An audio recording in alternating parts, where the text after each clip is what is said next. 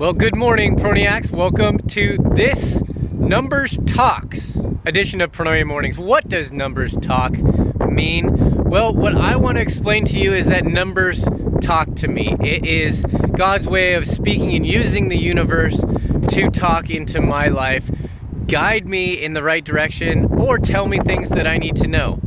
Does this happen in your life? Some examples that I want to give to you for me to understand people better. If they were to give me a number rather than just their feelings, it would help out. So let's say somebody's not feeling quite like themselves, and I'm wondering, hey, what's going on? Well, I feel upset, or I feel this or that. It'd be more comfortable and more understanding for me if I were to ask them, okay, on a scale of 1 to 10, how do you feel? And you would say 5 or 6. Then I could gauge on that. Oh, okay, I can understand a little bit better. Numbers are just a way for me, I don't know if it works for you, to maybe decomplicate or simplify the world around us. And the point that I want to get in this message is that when the numbers talk, you need to find out the sequence that the numbers mean to you. I have been, and people that have been around me or closest to me know, that when I see different numbers on a clock, or whether it's walking to an area and I see numbers that are consecutive, say 1, 2, 3, 4, 5, 6, 1, 2, 3, 4, things like that, usually I can know what is going to happen in the near future. I don't know how near the future, but it's something that's told to me, and it has some significance to me. In the same sense, the opposites like 6, 5, 4, and numbers that go decrease sequentially also mean something to me. And I found this out after having great success and continually seeing the same sequence of numbers and knowing that, okay, well then making that relation, this sequence of numbers, let's say 222, means that this is going to happen, or something similar to this is going to happen. I apologize for the wind, it's just starting to pick up again, and this is kind of an important message to get out. So I wanted to drop back into my day at Vegas, because I know I skipped yesterday because it was a really hard day for me because I was going through some significant challenges that I was overcoming, but still trying to be in myself, for myself. So I want to give you that story of Las Vegas Airport, though. I was in Las Vegas Airport for about 9 hours, and the reason that I did that to myself was because I wanted to fly standby and fly home so that I could see my family faster. There was an opportunity that I'd be there at 1:30 and then 4:30, and then there's a possibility for 6:30 or 9:30 even. So I was going to hit the opportunity, or at least take advantage of it, to take that flight out and fly in earlier to see my family on Sunday, which was Cinco de Mayo. So I'm standing at the Las Vegas airport, started at 8:30 in the morning. I registered for the first flight, which was 11:25. I get on that standby list, and let's just say I stayed on that standby list for 4 different flights until I actually got onto my flight that I was ticketed for, which was also overbooked, and they were giving ticket vouchers of $500 for people to get off. So during this time, I was talking to Monica several times, of course, and checking throughout the day. I was getting pictures of the girls, and that was very enjoyable for me. But I also had time to reflect, not only on the people around me, but how people were affecting me, and how people would communicate or interact with me. And Vegas is probably a different sample set than most different airports. I noticed that Salt Lake City and Minneapolis, those places, the people in line for those flights were very friendly, very communicative, and fun to talk to. People that were going to LA, I didn't even want to approach. They gave off the energy of, hey, I'm too good for you. And it just, maybe that was my perception, but it was something that I just really didn't want to go out and speak with or interact with, or felt comfortable even doing that. So LA is probably not a place where I'd like to visit.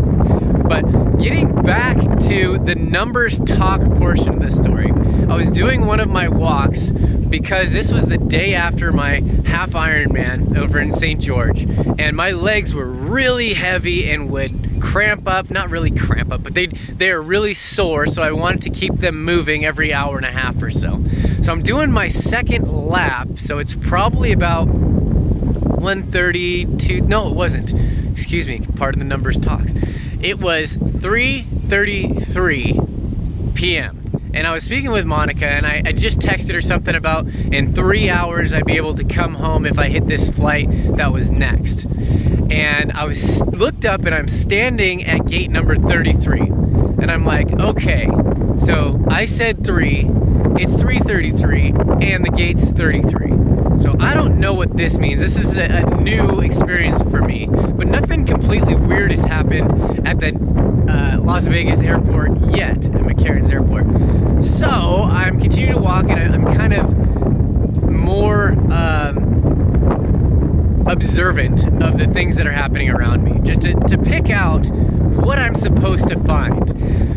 So I'm walking down the way, probably 10, 15 minutes later, you know, and I look over, and it's Evander Holyfield. And I'm like, what is that? And he's very skinny, and he's an older man, older boxer, and he's, you know, done with the sport. So I'm figuring that he'd be, you know, like Charles Barkley-ish, you know, like have a big and a gut and whatnot. So I'm thinking that can't be him, but he's in really good shape, and he's strutting along with his fight shirt on, and people are coming up and saying hi. I'm like, it's gotta be him. So I saw Evander Holyfield. Then I'm walking back, and I go sit back down in my seat, and I start talking to these people, and they're like, oh man, my flight's been delayed, and they're heading out to Minneapolis, and they said, well, there's something going on the plane, something medical. And then I hear over the loudspeaker, hey, sorry about the flight 2747 to Minneapolis, Minnesota. We are having a slight delay due to an emergency medical situation. And I'm thinking, well, what kind of medical emergency situation is? Well, it turns out that a guy died on their plane. And when they pulled him out, they wheeled him out, and they were working on his chest. He was not alive. So they wheel him out, and they clear out, you know, the area that they can get medical personnel in and out of there quickly and get this guy out of there. And then they take another 10-15 minutes to make sure that the flight crew, the captain, and the people that were involved were either comfortable or, you know, they were taken care of. So then they get on their plane, and I'm thinking, oh man, get on that plane that somebody just died on? Oh, wow, well, that's intense. So that was the first thing that happened. No, second. So that's the second thing that happened. I needed to get a little bit of air, so I started walking around again. I never got any fresh air because I never actually left the airport, because then obviously you have to go through TSA to get back in.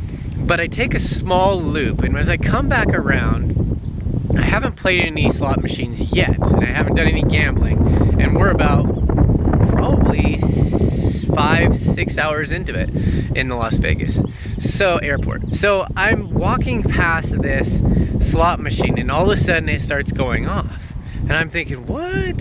So I look, and it says jackpot, jackpot. So this guy had ended up winning a jackpot. There's nobody standing around it. The guy had won the jackpot and is talking to the attendant to get his money. And I'm standing there looking at this. I'm like, whoa, that's cool. It's like, I don't know, however many credits. It turned out to be $1,500 that he won in the airport. So I was standing there, I was high-fiving, I was like, hey, congratulations, nice. You know, he's got to fill out that paperwork. His son came over and was looking.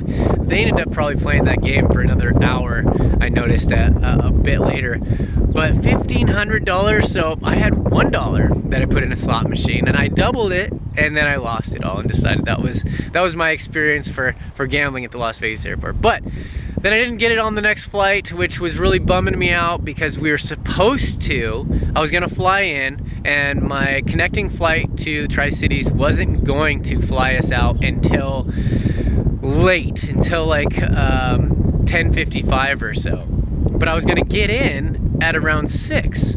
So if I were to make that plane ride, the girls were gonna drive over and we were going to go to the Boeing Museum of Flight.